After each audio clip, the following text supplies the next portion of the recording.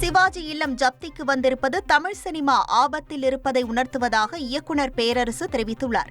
சென்னையில் உள்ள தனியார் ஹோட்டலில் லீச் திரைப்படத்தின் ட்ரெய்லர் வெளியீட்டு விழா நடைபெற்றது.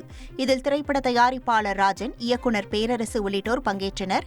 அப்போது பேசிய திரைப்பட இயக்குநர் பேரரசு, நடிகர் திலகம் சிவாஜி கணேசனின் இல்லம் ஜப்திக்கு வந்திருப்பது தமிழ் சினிமா ஆபத்தில் இருப்பதை உணர்த்துவதாக தெரிவித்தார். தொடர்ந்து பேசிய தயாரிப்பாளர் ராஜன், இந்த விவகாரத்தில் திரைத்துறையினர் ஒன்று சேர்ந்து சிவாஜி கணேசனின் இல்லத்தை மீட்க வேண்டும் எனவும் அவர் வேண்டுகோள் விடுத்தார். வேதனையாக இருந்தது. அதனால் யாராவது தமிழக அரசோ, தமிழ் சினிமா ஹீரோக்களோ, இல்லை நடிகர் சங்கமோ எல்லாரும் ஒன்னா சேர்ந்து ஏதாவது உதவி செய்து சிவாஜி வீட்டை காப்பாற்றுங்கள்.